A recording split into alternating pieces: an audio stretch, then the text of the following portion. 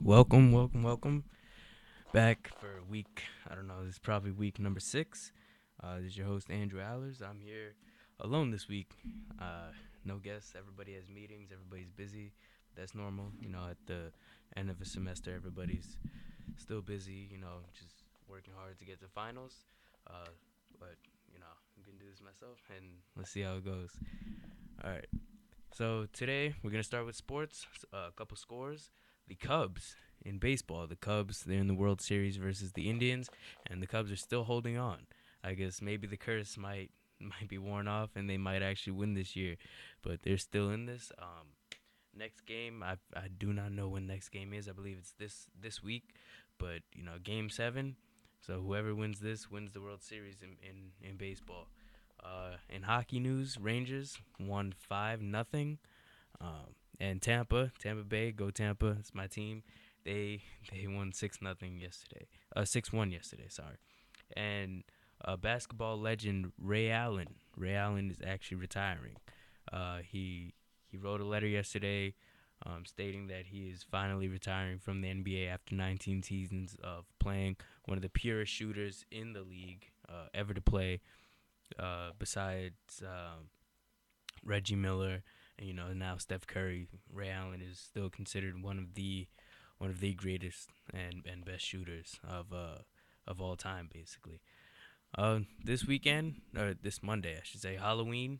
Well, Halloween, it seems like it lasted 3 days because people were starting to post their costumes like Friday afternoon or Friday night.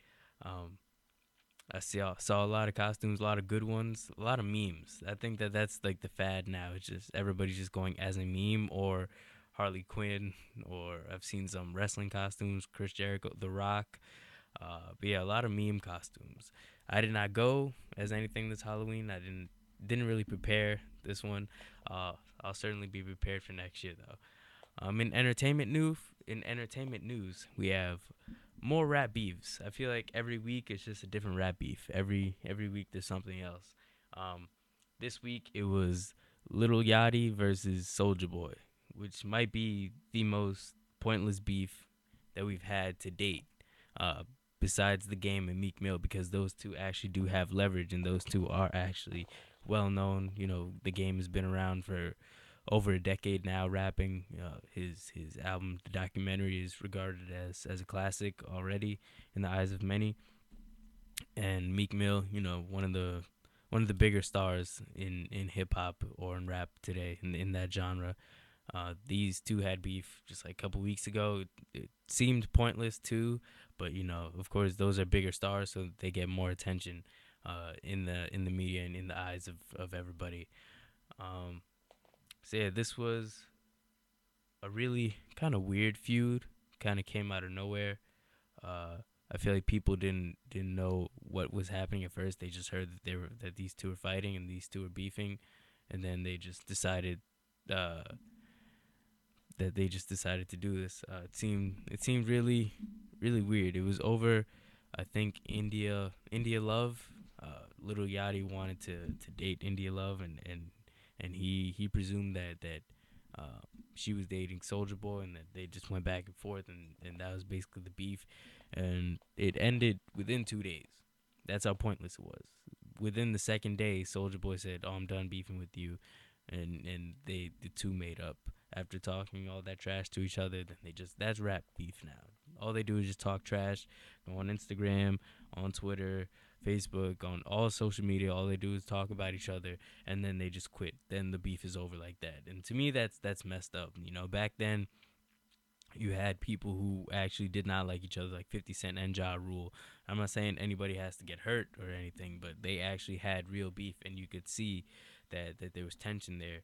And even to this day, these two like they can't really be in the same vicinity, because people will think that something's gonna happen, something's gonna pop off. Even the game and 50 Cent, they squashed their beef. Like the game has been trying to squash that beef for years now, it seems, and 50 Cent just doesn't really care. 50 Cent is savage like that. No, 50 Cent doesn't really care. Um, but even that took years for them just to be in the same room and just to even talk or hash it out. Now that's real beef, but like lately it's just been been fake. Like it just feels like people just get mad, go on social media, and say stuff that they don't mean, or at the time because they're upset, and then somebody else takes it the wrong way, and then boom, it's beef instantaneously, instead of just either thinking it through or even just actually talking to the person about it. Because that's the thing, that's what people used to do. They actually went to the person, talk to them about it, and then to actually have a conversation so they could resolve the beef. And so it won't keep going or continue and be as pointless as I feel today's beefs are. In other entertainment news, rapper Kevin Gates gets 6 months in jail for kicking a fan. If you have not seen this video online of the rapper Kevin Gates kicking the fan in the chest at a concert. He claims that the fan was actually touching him or grabbing him throughout the concert, and he repeatedly asked her to stop, but she wouldn't stop, and he just his first reaction was to kick her, I guess. Um, he had trial. At first, he claimed it was stand your ground or self defense or whatever he claimed, and they didn't take that. So they decided to indict him. He was found guilty for his actions, and so now he's going to jail for 6 months, which to me is really weird because you had the kid who went to Stanford a couple months ago, who only got 3 months for raping a girl, um, but Kevin Gates gets 6 months for kicking somebody, and that's like a double standard there, where a rapper or African American male, he gets 6 months for doing something that's not nearly as bad as what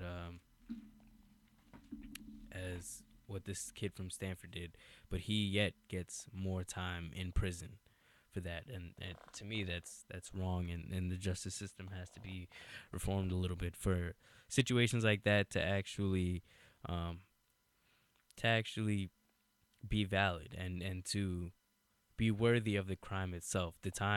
The punishment has to equal the crime. In this case, to me, those two really don't, and it shows that.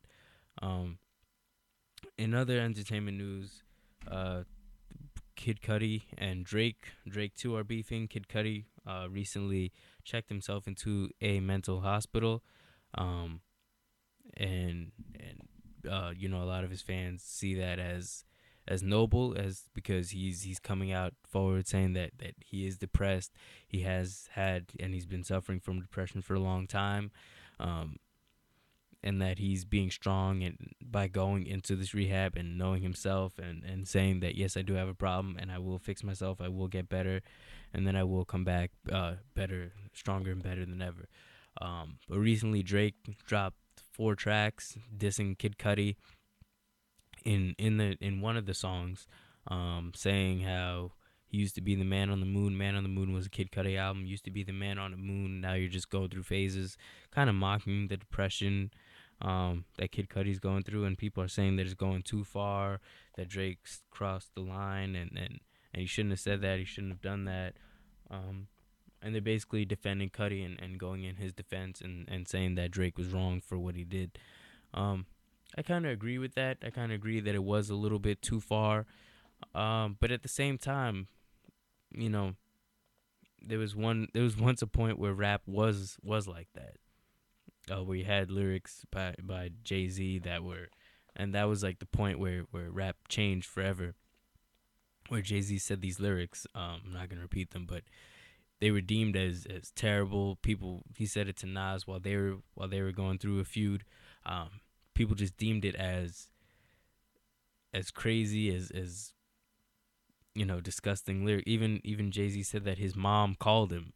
His mom called him and said that she was disappointed in him, and he said that she had never called him to talk about music like that before in his career. So there you could see that there's a certain point or a certain threshold where people sometimes can cross over, and and just like before, now it's in the public eye, and so people have opinions, and so now anybody could say what they want, and the mass and the majority of people feel like this is going a little bit too far. I do feel like it's going too far. Um, if somebody is going through depression like Kid Cudi has been, um, even though he went on a rant kind of dissing Kanye and dissing Drake, um, and things like that, he's not in a great space right now, in the best place, in the best of shape. And so, Kanye took the route of, you know, being the bigger man and saying Kid Cudi's my brother. I love Kid Cudi. I'm here for you, this and that. And Drake took the route of, diss me, I'm gonna diss you back. And that's where we are today, with rap and rap beef.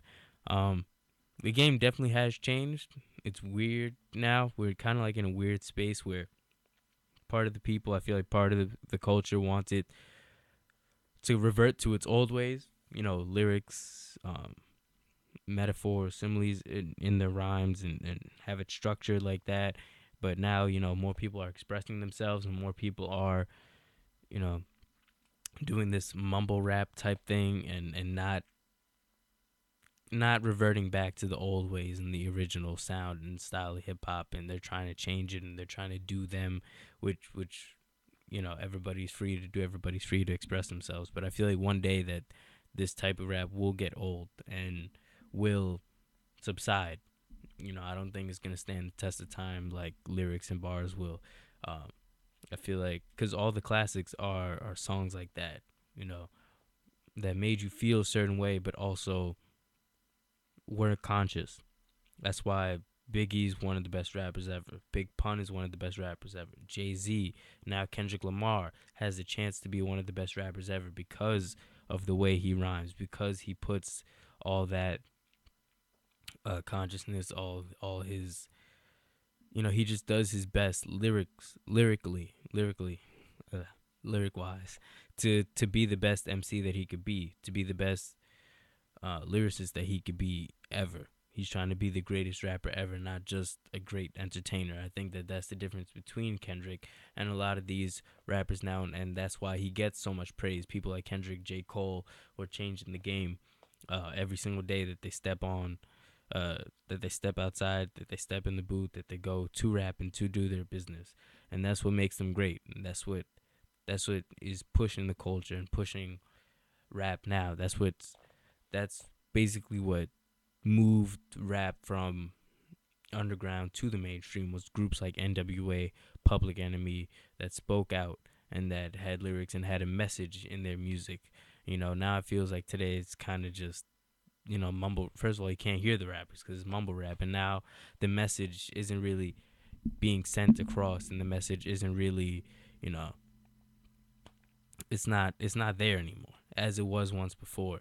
And you have these old rappers like Lloyd Banks, Joe Budden, Fabulous, who are still rapping right now, but they're still trying to keep that feeling, keep it alive, and also bring it back. So for future generations, we continue that path.